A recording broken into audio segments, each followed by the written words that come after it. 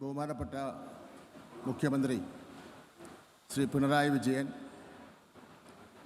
എൻ്റെ സഹപ്രവർത്തകരായിട്ടുള്ള മറ്റ് മന്ത്രിമാർ, MLA മാർ, വേദിയിലും സദസ്സിലുമുള്ള മറ്റ് ബഹുമാന്യരെ, സുഹൃത്തുക്കളെ, 63ാമത് കേരള സ്കൂൾ കലോത്സവം ആ നിരവധി പ്രത്യേകതകൾ കൊണ്ട് ഇത്തവണ ചരിത്രത്തിൽ ഇടം പിടിക്കുകയാണ്. 2016 ശേഷം തിരുവനന്തപുരത്ത് വീണ്ടും എത്തിയ കലോത്സവം അതുകൊണ്ട് തന്നെ ഏറെ ജനശ്രദ്ധ പിടിച്ചുപറ്റിയിരിക്കുന്നു. കേരള ചരിത്രത്തിൽ ആദ്യമായി തദ്ദേശീയ ജനതയുടെ 5 കലാരൂപങ്ങൾ കലോത്സവത്തിൻ്റെ മത്സര ഇനങ്ങളായി വേദിയിൽ എത്തുകയാണ്. കേരളീയ സമൂഹത്തിൻ്റെയും സംസ്ഥാന സർക്കാരിൻ്റെയും ഒരു രാഷ്ട്രീയ സന്ദേശം കൂടിയാണിത്. ഇന്നു മുതൽ 8-ാം തീയതി വരെ സംസ്കൃത കലോത്സവം, അറബി കലോത്സവം ഉൾപ്പെടെ 25 വേദികളിലായി 249 മത്സര ഇനങ്ങളിലായി 15,000-ഓളം വരുന്ന കലാപ്രതിഭകളാണ് മാറ്റുരയ്ക്കുന്നത്. സ്കൂൾ ലെവൽ മുതൽ വിവിധ മത്സരങ്ങളിൽ പങ്കെടുത്ത ആകെ കുട്ടികളുടെ എണ്ണം നോക്കിയാൽ സംസ്ഥാന യുവജനോത്സവത്തിന് മുന്നേ 5 ലക്ഷം വിദ്യാർത്ഥികൾ സംസ്ഥാനത്താകെ വിവിധ മത്സരങ്ങളിൽ പങ്കെടുത്തിട്ടുണ്ട്.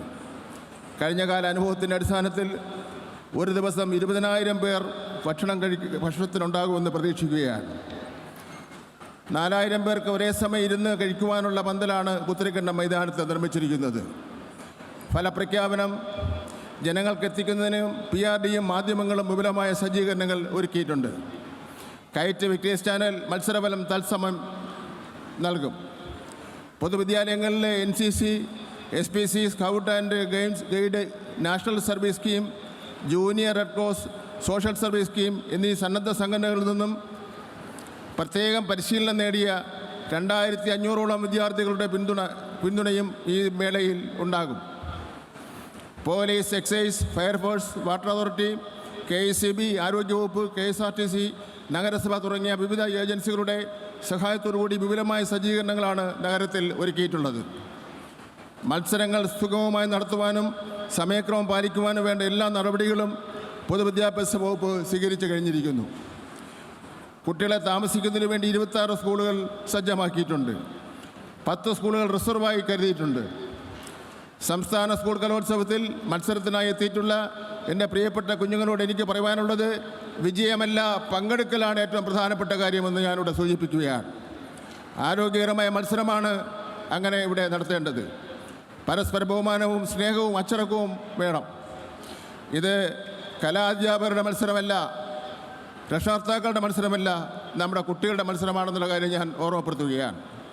ഫ്യൂഡൽ കാലഘട്ടത്തിൽ വേരൂന്നിയ അസമത്വത്തിൻ്റെയും മുൻവിധികളുടെയും അടുത്തിടെ തകർത്ത നവോത്ഥാന പ്രസ്ഥാനങ്ങൾക്ക് നേതൃത്വം നൽകിയ ശ്രീനാരായണ ഗുരു, അയ്യങ്കാളി, ചട്ടമ്പിസ്വാമി അവറുകൾ, വക്കം അബ്ദുൽ ഖാദർ മൗലവി തുടങ്ങിയ സാമൂഹിക പരിഷ്കർത്താക്കളെ വളർത്തിയെടുത്ത നാടാണ് തിരുവനന്തപുരം. കുമാരനാശാൻ, ഉള്ളൂർ S. പരമേശ്വരയ്യർ തുടങ്ങിയ സമത്വത്തിൻ്റെയും സ്വാതന്ത്ര്യത്തിൻ്റെയും ആശയങ്ങൾ ഉയർത്തിപ്പിടിച്ച പ്രഗത്ഭ കവികളുടെ ജന്മസ്ഥലം കൂടിയാണ് തിരുവനന്തപുരം.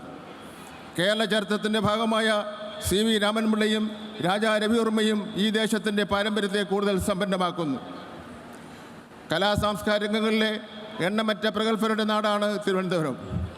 സാമൂഹിക പരിഷ്കരണം, രാഷ്ട്രീയ പരിവർത്തനം, കലാപരമായ മികവ് എന്നിവയിലെ പുരോഗതിയുടെ ഉജ്ജ്വലമായ ചരിത്രമുള്ള തിരുവനന്തപുരം കേരളത്തിൻ്റെ ഭാവി അഭിലാഷങ്ങൾ ഉൾക്കൊള്ളാൻ സജ്ജമാണ്. മത്സരാർത്ഥികളും അവരുടെ മാതാപിതാക്കൾ അനുഗമിക്കുന്ന അധ്യാപകർ ഉൾപ്പെടെ 25,000-ലധികം ആളുകൾ നഗരം സന്ദർശിക്കുകയും മത്സരവേദികളിൽ സജീവമായി ഇടപെടുകയും ചെയ്യുമെന്ന് ഞാൻ പ്രതീക്ഷിക്കുന്നു. കൂടാതെ വിദ്യാർത്ഥികൾ, അധ്യാപകരും പൊതുജനങ്ങളും കാഴ്ചക്കാരായി പങ്കെടുക്കും. ഈ മേള തടസ്സമില്ലാത്തതും ഊഷ്മളവുമായ സ്വീകരണം ഉറപ്പാക്കുവാൻ സംഘാടക സമിതി പ്രവർത്തനം വൻ വിജയമാക്കി കഴിഞ്ഞിരിക്കുകയാണ്. മത്സരാർത്ഥികൾക്ക് ഇപ്പോൾ നൽകുന്ന ഒറ്റത്തവണ സാംസ്കാരിക സ്കോളർഷിപ്പ് 1,000 രൂപയാണ്. ഇത് 1,500 രൂപ ആയി വർദ്ധിപ്പിക്കണമെന്നുള്ള കാര്യം ഗവൺമെൻറ്റിൻ്റെ പൊതുവിദ്യാഭ്യാസ വകുപ്പിൻ്റെയും പരിഗണനയിലാണ്. കേരള സ്കൂൾ കലോത്സവം കേരളത്തിൻ്റെ സംസ്കാരത്തിൻ്റെയും തനിമയുടെയും യഥാർത്ഥ ആഘോഷമാക്കി മാറ്റാം. ഈ സാംസ്കാരികോത്സവത്തിൽ പങ്കെടുക്കുന്ന എല്ലാ കുട്ടികൾക്കും ഞാൻ എൻ്റെ ആശംസകൾ നേരുന്നു. കേരളത്തിലെ പൊതുവിദ്യാഭ്യാസ മേഖലയുടെ കരുത്ത് പൊതുസമൂഹത്തിൻ്റെ പിന്തുണയാണ്. കേരള സ്കൂൾ കലോത്സവം വൻ വിജയമാക്കുവാൻ എല്ലാ പിന്തുണയും പൊതുസമൂഹം നൽകണമെന്ന് ഞാൻ അഭ്യർത്ഥിക്കുന്നു.